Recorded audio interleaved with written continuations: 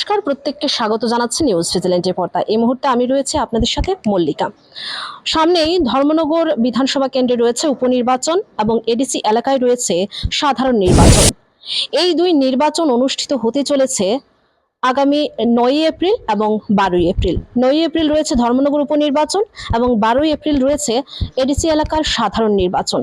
এই দুই গুরুত্বপূর্ণ নির্বাচনের আগে প্রত্যেকটি রাজনৈতিক দল কিন্তু মাঠে নেমে কাজ করছে এবং আমরা আজ কথা বলবো বিজেপির রাজ্য সভাপতি এবং তথা রাজ্যসভার সাংসদ রাজীব ভট্টাচার্যের সাথে।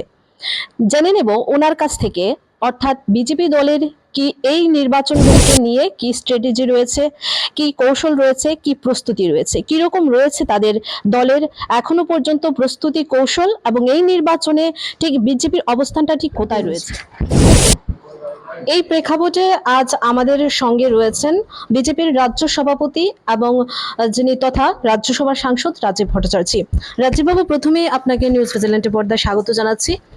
এই যে ধর্মনগর উপনির্বাচন রয়েছে, সেই নির্বাচনে বিজেপির এখনো পর্যন্ত প্রস্তুতি কিরকম রয়েছে? ধর্মনগরে তো আমাদের প্রস্তুতি ভালো প্রস্তুতি। বাম এবং কংগ্রেস যে 2023-এ যে নির্বাচনে যদি আমরা দেখি, তাহলে তারা একসাথে লড়াই করেছে। আজকে তারা আবার আলাদাভাবে সেখানে লড়াই করছে। মানুষ ভারতীয় জনতা পার্টির সঙ্গে রয়েছে, কারণ ভারতীয় জনতা পার্টি উন্নয়নের কথা বলে, ভারতীয় জনতা পার্টি বিকাশের কথা বলে, এবং তার নিরিখে দাঁড়িয়ে আমাদের ভারতীয় জনতা পার্টির প্রার্থী বিপুল ভোটে জয়যুক্ত করবে, সেটা আমরা আশাবাদী। এই আসন জয়ের মূল উদ্দেশ্য কি? না, এই জয়ের আসল উদ্দেশ্য হচ্ছে ডেভেলপমেন্ট, আমাদের উন্নয়ন। কারণ আমাদের দেশের যশস্বী প্রধানমন্ত্রী নরেন্দ্র মোদীজির নেতৃত্বে দেশ বিকশিত সংকল্প যাত্রায় এগিয়ে গেছে।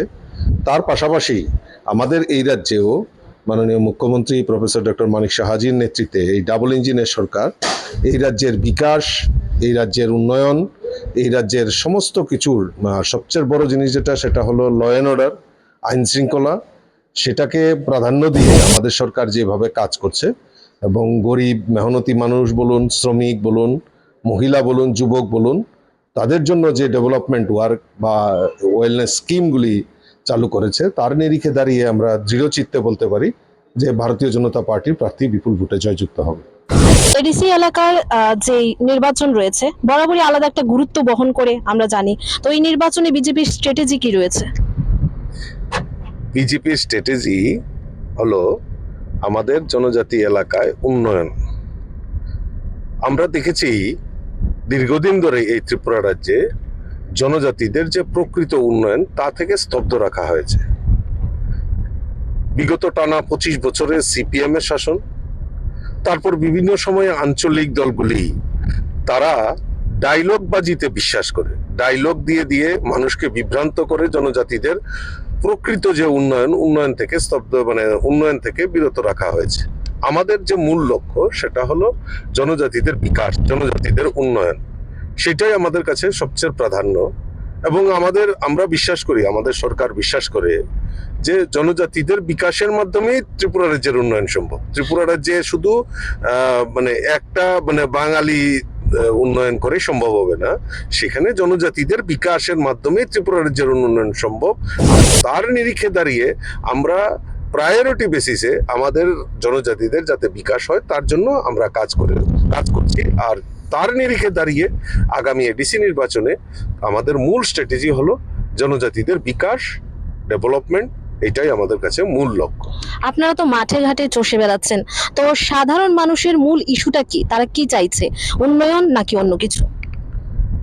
না, একদম আপনি দেখুন, সবচেয়ে বড় জিনিস হলো জনজাতি যারা মানুষ রয়েছে, তারা দীর্ঘদিন ধরে এই গ্রাম পাহাড়ে কিভাবে তাদের অর্থনৈতিক বুনিয়াদ শক্তিশালী করার লক্ষ্যেই হোক, বা তাদের যে ন্যূনতম চাহিদাগুলি, তাদের যে মৌলিক চাহিদাগুলি রয়েছে, অন্ন, বস্ত্র, বাসস্থান এবং শিক্ষা, স্বাস্থ্য, সেগুলি থেকে বঞ্চিত হয়েছে ত্রিপুরা রাজ্যে। আমরা যদি দেখি যে গ্রাম পাহাড়ে এখনো গ্রাম পাহাড়ের যে উন্নয়ন, যে শিক্ষার আলো থেকে তাদেরকে পিছিয়ে রাখা হয়েছে। কারণ 25টা বছর টানা সিপিএম এর রাজত্ব ছিল, আমরা জানি যে সিপিএম এর সময় ইংরেজি ক্লাস 6 অব্দি ইংরেজি শিক্ষায় শিক্ষিত হতে পারবে না, সেটা স্তব্ধ করে রাখা হয়েছে। আমাদের সরকার প্রায়োরিটি বেসিসে, আমাদের ডাবল ইঞ্জিনের সরকার, কেন্দ্রে নরেন্দ্র মোদিজি বারবার বলছেন বিকশিত ভারত, আর তৎসঙ্গে আমাদের ত্রিপুরা রাজ্যেও মাননীয় মুখ্যমন্ত্রীর নেতৃত্বে সরকার বলছেন বিকশিত ত্রিপুরা। এই বিকশিত ত্রিপুরার সকলের মিলে, জাতি জনজাতি সকল অংশের মানুষের মেল বন্ধনের মধ্যেই এই ত্রিপুরা রাজ্যের উন্নয়ন সম্ভব। আর তার নিরিখে দাঁড়িয়েই এই রাজ্যের মানুষের যে ন্যূনতম চাহিদা, অন্ন বস্ত্র বাসস্থান শিক্ষা স্বাস্থ্য, সেগুলোর উপর দাঁড়িয়ে আমাদের যে মূল প্রায়োরিটি সেটার উপর কাজ করছে। দেখুন, আজকে আমরা ধন্যবাদ জানাই আমাদের দেশের যশস্বী প্রধানমন্ত্রী নরেন্দ্র মোদীজিকে, যে আমাদের পার্বত্য রাজ্য, ছোট্ট রাজ্য ত্রিপুরা, এই ত্রিপুরাতে 21টি একলব্য বিদ্যালয়, এটা কোনোদিনও আমরা কেউ ভাবতে পারিনি যে আজকে ত্রিপুরার মতো জায়গাতে 21টি একলব্য বিদ্যালয় প্রতিস্থাপন করেছে। আর শুধু তাই নয়, আমাদের জনজাতিরা যাতে উচ্চ শিক্ষায় শিক্ষিত হতে পারে তার জন্য পাহাড়ের বিভিন্ন জায়গায়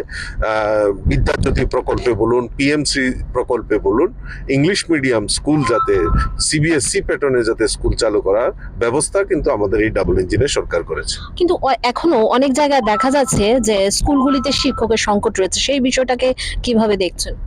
না, সরকার তো সেগুলিকে প্রায়োরিটি দিয়ে, আপনারা জানেন যে শিক্ষক এখন নিয়োগ প্রক্রিয়ায় অনেকটাই পরিবর্তন হয়েছে। যেমন ট্রান্সপারেন্ট রিক্রুটমেন্ট পলিসি, শিক্ষক নিয়োগের ক্ষেত্রে টেট পরীক্ষা ক্লিয়ার করতে হয় এবং তার পরবর্তী সময়ে তাদেরকে রিক্রুট করা হয়। সময়ে সময়ে আমাদের সরকার আমাদের টেট পরীক্ষার মাধ্যমে আমাদের এই শিক্ষক নিয়োগের ক্ষেত্রে তার প্রক্রিয়ার কাজ কিন্তু শুরুয়াত হয়েছে এবং চালু রয়েছে। কেন্দ্রীয় নেতৃত্বের এই নির্বাচন নিয়ে কোনো রোডম্যাপ রয়েছে? নিশ্চয়ই কেন্দ্রীয় নেতৃত্ব বারবারই আমাদের মনিটরিং করছেন। আমাদের নাড্ডাজি থেকে শুরু করে নীতিন নবীনজি থেকে শুরু করে ওনারা প্রায় সময় ফোন করে থাকেন এবং অলরেডি দুইজন আমাদের যে জনজাতি মোর্চার রাষ্ট্রীয় সভাপতি সমীর ওরামজি, উনি দিল্লি থেকে আমাদের এখানে এসছেন যে আমাদের এই নির্বাচন পরিচালনার ক্ষেত্রে আমাদেরকে সহযোগিতা করার জন্য। তার পাশাপাশি একজন আমাদের অল ইন্ডিয়া ভাইস প্রেসিডেন্ট, উনিও আমাদের সহযোগিতার জন্য এসছেন। অর্থাৎ এই নির্বাচনটাকে ওনারা আমাদের যথেষ্ট সহযোগিতা এবং কেন্দ্রীয় নেতৃত্ব বারবারই খোঁজখবর রাখছেন, আমাকে প্রতিদিনই ফোন করছে, প্রায় দিনই ফোন করছেন। আমাদের ন্যাশনাল প্রেসিডেন্ট থেকে শুরু করে প্রত্যেকেই যোগাযোগ করছেন যে নির্বাচনে আমরা কি করছি, কি রণনীতি নিয়ে কাজ করছি। এবং 2-1 দিনের মধ্যে আমাদের মধ্যে আরো কেন্দ্রীয় নেতৃত্বরা এখানে আসবেন এবং আমাদের খোঁজখবর নেবেন। আপনার মতে এই দুই নির্বাচন যে রয়েছে তার ফলাফলের উপর আপনাদের এই যে আগামী দিনের রাজনৈতিক যেই লাইফ রয়েছে সেখানে কি প্রভাব ফেলতে পারবে এই দুই নির্বাচন? নিশ্চয়ই। ধর্মনগরে তো আমি আগেই বলেছি যে ধর্মনগরে তো আমাদের আমরা জয়ের একদম সম্মুখে দাঁড়িয়ে আছি। আমাদের যে মেজরিটি, আমাদের যে ভোটের যে মার্জিন, সেটাকে বৃদ্ধি করার লক্ষ্যেই আমাদের এখন লাস্ট ফিনিশিং এর কাজ চলছে এবং আশা করি ধর্মনগরের মানুষ আমাদের ভারতীয় জনতা পার্টিকে বেছে নেবে এবং আমরা আশাবাদী যে একটা ভালো মার্জিন নিয়ে আমাদের প্রার্থী জহর চক্রবর্তী বিপুল ভোটে জয়যুক্ত হবে। এবং জনজাতি এলাকায় দেখুন, এই লড়াইটা হচ্ছে আমাদের কৃষ্টি সংস্কৃতি, আমাদের ডেভেলপমেন্ট, সেই ইস্যুকে পাথেয় করে আমরা কাজ করছি। গতকালকে দেখলাম একজন যিনি তিপ্রামথার একজন ক্যান্ডিডেট, দেখলাম যে জয়ের পর গরুর মাংস কাটা হবে। এটা জনজাতিদের জন্য এর থেকে বড় দুঃখের আর কিছু হতে পারে না। এই লড়াই আমাদের কৃষ্টি, আমাদের জনজাতিদের কৃষ্টি সংস্কৃতি, সেটাকে রক্ষা করার স্বার্থে আমাদের এই লড়াই, এই নির্বাচনের লড়াই। আর তার পাশাপাশি এই ডেভেলপমেন্ট ইস্যুতে আমাদের লড়াই। আর আশা করি মানুষ আমাদের পক্ষে, ভারতীয় জনতা পার্টির পক্ষে রয়েছে। ধর্মনগরে এবার চতুর্মুখী লড়াই হচ্ছে, সেখানে কি এতে কি বিজেপি কি ভোট সুবিধা পাচ্ছে এই বিভাজনে? না, বিভাজনে দেখুন, আজকে 2018-তে ভারতীয় জনতা পার্টি সরকার হওয়ার পর এই রাজ্য থেকে সিপিএম এর যে ভাইরাস, সিপিএমটাকে যে মানুষ একদম অগ্রাহ্য করেছে, তার প্রতিফলন আমরা দেখতে পাই। 19-এ লোকসভা নির্বাচনই বলুন, 2023-এ আমাদের আবার পুনরায় সরকার গঠনই বলুন, এবং 2024-এ লোকসভা নির্বাচনই বলুন, বা বিভিন্ন সময়ে পঞ্চায়েত, জেলা পরিষদ, এই সমস্ত জায়গাতেও ভারতীয় জনতা পার্টির একা আধিপত্য নিয়ে ভারতীয় জনতা পার্টি সেখানে ক্ষমতায় আসে। তার মূল লক্ষ্য হচ্ছে যে আজকে এই ত্রিপুরা রাজ্য থেকে সিপিএমকে চিরতরে মানুষ বিতরণ করেছেন। তার পাশাপাশি কংগ্রেসের তো কোনো অস্তিত্ব নেই, কারণ দেখুন আজকে কংগ্রেসের এবং সিপিএম, আমরা আজকে থেকে প্রায় 15-16 বছর আগেই আমরা বলতাম যে কংগ্রেস এবং সিপিএম এক। সিপিএম ভিতরে ভিতরে তারা মানে আন্ডারস্ট্যান্ডিং করে, বাইরে তারা লড়াই দেখায়। 2023-এ তারা আবার পুনরায় একসঙ্গে হয়ে তারা লড়াই করেছে ত্রিপুরা রাজ্যে। তো কমিউনিস্টের অবস্থা তো মানে ডুবন্ত তরী, তার মধ্যে কংগ্রেস পা রেখেছে। কংগ্রেসের অবস্থাও কিন্তু সেই জায়গাতে পৌঁছে গেছে, তারা সিঙ্গেল ডিজিটে এসে গেছে। কাজেই কংগ্রেস এবং সিপিএম আমাদের কাছে কোনো প্রতিপক্ষ নয়, এবং তারা এই যে যেটা বলছেন যে চতুর্মুখী লড়াইয়ে বিজেপির ফায়দা হতে পারে, কিন্তু বিজেপি সেখানে আমরা দেখেছেন যে 2023-এ আমাদের ক্ষমতা, দ্বিতীয়বার আমরা ক্ষমতা এসেছি, 18-তে ক্ষমতা এসেছি। তো তার নিরিখে দাঁড়িয়ে মানুষের জন্য আমরা যে কাজগুলি করছি সাধারণ মানুষের জন্য, তার নিরিখে দাঁড়িয়ে এই চতুর্মুখী লড়াই হোক আর যাই হোক না কেন, ভারতীয় জনতা পার্টি একা আধিপত্য নিয়ে লড়াই করছে, এবং আশাবাদী যে আমরা ভালো মার্জিনে আমরা জয়লাভ করব। এডিসি এলাকায় তিপ্রামথা আলাদাভাবে প্রার্থী দিয়েছে এবং দেখা যাচ্ছে এই কয়েকদিনে আমরা যা দেখলাম যে বিজেপির উপরই আক্রমণ করছে মথার কিছু কর্মীরা, এমনটা অভিযোগ আসছে। সেই বিষয়টাকে কিভাবে দেখছেন? না দেখুন, একটা পরিষ্কার এটা বিভ্রান্তি। দেখুন 1980 সনে জুনের দাঙ্গা আমরা কেউ ভুলে যাইনি। এই রাজ্যে সিপিএম এর রাজত্বে জুনের দাঙ্গা হয়েছিল, এবং এই জুনের দাঙ্গার মানে যারা বামপন্থীদের রাজত্বকালে সেটা সংগঠিত হয়েছে। তার উদ্দেশ্য কি? উদ্দেশ্য হলো জাতি জনজাতির মধ্যে, পাহাড়ি বাঙালির মধ্যে বিভেদ তৈরি করে তারা দীর্ঘদিন এই কমিউনিস্টরা এই ত্রিপুরা রাজ্যে রাজত্ব করেছে। ঠিক সেম কায়দায় আবারও এই জাতি জনজাতির মধ্যে বিভেদ তৈরি করে একটা দাঙ্গা লাগানোর একটা প্রয়াস করা হচ্ছে। এই নির্বাচনকে প্রহসনে পরিণত করা, যদি সৎ সাহস থাকে, এটা আজকে যে তাদের যে ফ্রাস্ট্রেশন, তারা যে মানে ফ্রাস্ট্রেশনে ভুগছে, তার প্রমাণ, তার বহিঃপ্রকাশ এই মানে আমাদের উপর আক্রমণ করে, আমাদের কার্যকর্তাদের উপর আক্রমণ করে, আমাদের গাড়ি ভেঙে এই ত্রিপুরা রাজ্যে একটা অশান্তির বাতাবরণ তৈরি করে নির্বাচনটাকে প্রহসনে পরিণত করার চেষ্টা করছে। কিন্তু তার রেজাল্ট ভালো হবে না, কারণ মানুষ সন্ত্রাসে বিশ্বাস করেন।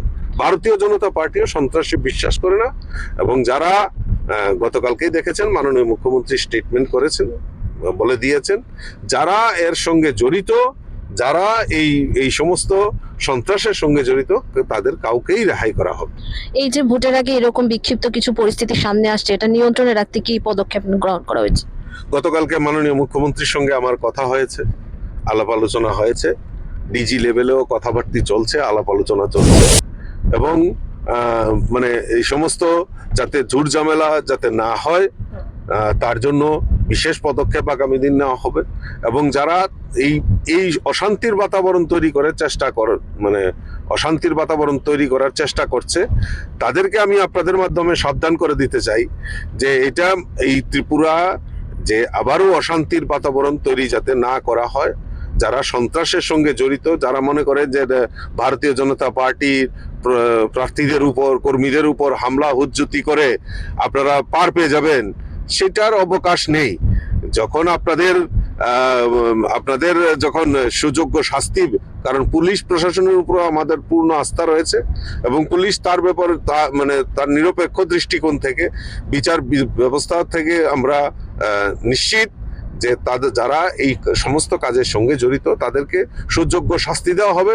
তখন কিন্তু ওই কেউ বাঁচানোর থাকবে না, কেউ তাদেরকে রক্ষা করার থাকবে না, কোনো ফোনও কাজ হবে না, কোনো রিকোয়েস্টেও কাজ হবে না, কিন্তু তাদের কিন্তু প্রকৃত সুযোগ্য শাস্তি প্রশাসন নিশ্চয়ই দেবে। ধর্মনগরে ভোটারদের কাছে সবচেয়ে বড় প্রতিশ্রুতি কি থাকবে আপনাদের? দেখুন, ধর্মনগরের ডেভেলপমেন্ট, আমরা সেকেন্ড টাউন হিসাবে ধর্মনগরকে আমরা দেখি। সেখানে রেলওয়ে কানেক্টিভিটি, আমাদের রোডওয়ে কানেক্টিভিটি, আজকে আসামের সঙ্গে আমাদের একদম আমাদের শেষ প্রান্তে ধর্মনগর।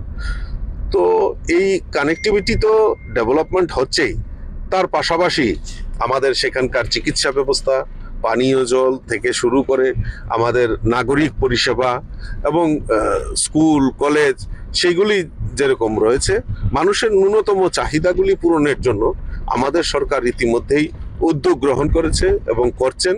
এবং আপনারা জানেন যে যিনি সেখানকার বিধায়ক ছিলেন, যার অকাল প্রয়াণে সেখানকার নির্বাচন সংগঠিত হচ্ছে বা ইলেকশন হচ্ছে, স্বর্গীয় বিশ্ববন্ধু সেন, উনিও একজন তাবড়তোড় নেতা ছিলেন। 4 বার উনি সেখান থেকে নির্বাচিত হয়ে মানুষের সেবায় কাজ করেছেন। এবং আমরা যদি দেখি যে আজকে এই ধর্মনগর এলাকায় বিভিন্ন জায়গায় আজকে পঞ্চায়েত রয়েছে, মিউনিসিপ্যালিটি রয়েছে, একটা বড় টাউন হিসাবে আমরা চিনি, সেটাকে আরো বেশি করে আমাদের কাজ করা, মানুষের জন্য কাজ করা, প্রধানমন্ত্রী আবাস যোজনায় গরিবদের কাছে ঘর পৌঁছে দেওয়া, জল জীবনের মিশনের মাধ্যমে জল পৌঁছে দেওয়ার কাজ, আগামী দিন যারা শৌচালয়, যারা গরিব অংশের মানুষ তাদের কাছে শৌচালয় পৌঁছে দেওয়ার কাজ, এবং যারা কৃষক রয়েছেন তাদেরকে সামাজিক ভাতা পৌঁছে দেওয়ার কাজ, সেই কাজগুলি প্রায়োরিটি বেসিসে আমাদের ধর্মনগরের মানুষের জন্য কাজ করবে বলে আমি বিশ্বাস করি। এই দুই নির্বাচনের ফলাফল কি 2028 সালে সেমিফাইনাল হিসেবে দেখছেন? নিশ্চয়ই, এটা তো বলার অপেক্ষা রাখে না যে 2028-এ আমাদের এই ত্রিপুরা রাজ্যে আবারও নির্বাচন সংগঠিত হবে, আর সেই নির্বাচনে আমাদের ভারতীয় জনতা পার্টির সরকার তৃতীয়বারের মতো সরকার হবে। আর তার কেন আমি এই কথাগুলি বলছি, কারণ তার কথার কারণ হচ্ছে যে আমরা ভারতীয় জনতা পার্টি যে মৌলিক চাহিদাগুলি, মানুষের যে মৌলিক 100% কাজ কেউ কমপ্লিট করতে পারবে সেটা আমি বলছি না, কিন্তু তার চেষ্টাটা তো করা হচ্ছে। আজকে দেখুন, আমি তো প্রথমেই বলেছি যে আমাদের কেন্দ্রীয় সরকার, কেন্দ্রের নরেন্দ্র মোদীজি সরকার এবং রাজ্যের মুখ্যমন্ত্রী ডক্টর মানিক সাহাজির নেতৃত্বে সরকার, এই সরকারের, এই ডাবল ইঞ্জিন সরকারের যে মূল প্রায়োরিটি, মূল কাজগুলি হচ্ছে যে মানুষের মৌলিক চাহিদাগুলি পূরণ করা। এবং মৌলিক চাহিদাগুলি অন্ন, বস্ত্র, বাসস্থান, শিক্ষা, স্বাস্থ্য, সেটাকে প্রাধান্য দিয়ে কাজ করা হচ্ছে। এবং তার মধ্যে আমাদের মহিলা, দেখুন আজকে মহিলাদের কথা বলে, আজকে মহিলা আত্মনির্ভর, আমাদের দেশের প্রধানমন্ত্রীও বলছেন যে মহিলাদের আত্মনির্ভর করা, আমাদের রাজ্যের সরকারও বলছেন যে মহিলাদের আত্মনির্ভর করা। বিকশিত ত্রিপুরার ক্ষেত্রে আমাদের এই মহিলা আত্মনির্ভরের জন্য আমাদের সরকার কাজ করছে। আজকে প্রায় 40-50 হাজারের মতো সেলফ হেল্প গ্রুপের মাধ্যমে আমাদের যারা মহিলারা রয়েছেন তাদেরকে আর্থিক সহায়তা বলুন এবং তাদেরকে স্বরোজগারের লক্ষ্যে আমাদের সরকার বিভিন্ন পরিকল্পনা নিচ্ছেন, কাজ করছেন। এবং শুধু তাই নয়, আমাদের যারা এই ত্রিপুরা রাজ্যের আমাদের জাতি জনজাতি, বিশেষ করে জনজাতি এলাকায় যে 3,450 কোটি টাকা বাজেটে প্রভিশন রাখা হয়েছে, সেইগুলি আমাদের জনজাতি বিকাশের জন্য, ডেভেলপমেন্টের জন্য, পরিকাঠামো উন্নয়ন, রাস্তাঘাট থেকে শুরু করে পানীয় জল, সমস্ত কিছু পৌঁছে দেওয়ার জন্য আমাদের সরকার কাজ করছে। এবং সামাজিক ভাতা যেটা ছিল 2,000 টাকা, সেটা 700 টাকা ছিল সিপিএম এর সময়, আমাদের সরকার আসার পর আমরা সেটা 2,000 টাকা করে করা হয়েছে। 5 কেজি করে চাল ফ্রি দেওয়া হচ্ছে। এবং পিডিএস সিস্টেমের মাধ্যমে, রেশন শপের মাধ্যমে আমাদের যত রেশনের সামগ্রী, নিত্য প্রয়োজনীয় জিনিস, সেগুলি ভর্তুকি মূল্যে যাতে গরিবরা ক্রয় করতে পারে তার ব্যবস্থা আমাদের ভারতীয় জনতা পার্টি সরকার করেছে। প্রধানমন্ত্রী আবাস যোজনায় ঘর, উজ্জ্বলা জ্যোতি যোজনার মাধ্যমে বিনা পয়সায় এলপিজি কানেকশন, এবং এমন বিভিন্ন প্রকল্প রয়েছে যার মাধ্যমে আমাদের সরকার প্রায়োরিটি বেসিসে এই সমস্ত ওয়েলনেস স্কিমগুলি যাতে সমস্ত জায়গায় পৌঁছে যায় তার ব্যবস্থা আমাদের সরকার করছে। আর তার নিরিখে দাঁড়িয়ে আমরা বলতে পারি যে 2028-এও ভারতীয় জনতা পার্টি সরকার ত্রিপুরার যে প্রতিষ্ঠা লাভ করবে। এই দুই নির্বাচনে ভোটারদের উদ্দেশ্যে কি বলতে চাইবেন? না, একটাই কথা বলবো আপনাদের মাধ্যমে, বিনম্রভাবে ধর্মনগরবাসী যারা রয়েছেন, যারা ভোটাধিকার প্রয়োগ করবেন আগামী 9 তারিখে, তাদের কাছে আমি অনুরোধ রাখবো যে আসুন সবাই মিলে এই এক ত্রিপুরা শ্রেষ্ঠ ত্রিপুরা করার লক্ষ্যে এবং এই ধর্মনগরের উন্নয়নের স্বার্থে আপনারা পদ্ম চিহ্নে ভোট দিয়ে জহর চক্রবর্তীকে বিপুল ভোটে জয়যুক্ত করবেন এবং আগামী 12ই এপ্রিল যে এডিসি নির্বাচন, এই এডিসি নির্বাচনেও জাতি জনজাতির মেলবন্ধনের যে ঐক্য এই ত্রিপুরা রাজ্যে সবাই থানসা, জাতি জনজাতি, পাহাড়ি বাঙালি, সব হিন্দু মুসলিম বৌদ্ধ খ্রিস্টান সবাই মিলে আমরা এই ত্রিপুরা রাজ্যকে এক ত্রিপুরা শ্রেষ্ঠ ত্রিপুরা করব। সে তার নিরিখে দাঁড়িয়ে আমি এডিসি এলাকায় ভোটারদের কাছে আপনাদের মাধ্যমে আবেদন রাখবো 12ই এপ্রিল পদ্মফুল চিহ্নে ভোট দিয়ে বিপুল ভোটে জয়যুক্ত করে এডিসি এলাকার উন্নয়নের স্বার্থে আপনারা ভারতীয় জনতা পার্টিকে বিপুল ভোটে জয়যুক্ত করবেন, এই আবেদন আপনাদের মাধ্যমে রাখছি। অনেক অনেক ধন্যবাদ আপনি আপনার মূল্যবান সময়টুকু আমাদেরকে দেওয়ার জন্য। এতক্ষণ আমরা কথা বলেছি বিজেপির রাজ্য সভাপতি অর্থাৎ রাজ্যসভার সাংসদ যিনি রয়েছেন রাজীব ভট্টাচার্য ওনার সাথে, এবং রাজ্যে যে দুই নির্বাচন অনুষ্ঠিত হতে চলেছে আগামী 9ই এপ্রিল ধর্মনগর উপনির্বাচন এবং 12ই এপ্রিল রয়েছে আমাদের এডিসি এলাকার যেই সাধারণ নির্বাচন রয়েছে সেই নির্বাচন। এই দুই নির্বাচনের নিরিখে বিজেপি স্ট্র্যাটেজি কি রয়েছে তা আমরা সরাসরি ওনার সাথে কথা বলেছি, ওনার সাথে আলোচনা করেছি। আমরা সবগুলি বিষয় ওনার সামনে তুলে ধরেছি এবং উনিও কিন্তু যথাযথ তার প্রশ্নের উত্তর দিয়েছেন। ক্যামেরায় সুমনের সাথে আমি মল্লিকা, নিউজ সুইজারল্যান্ড।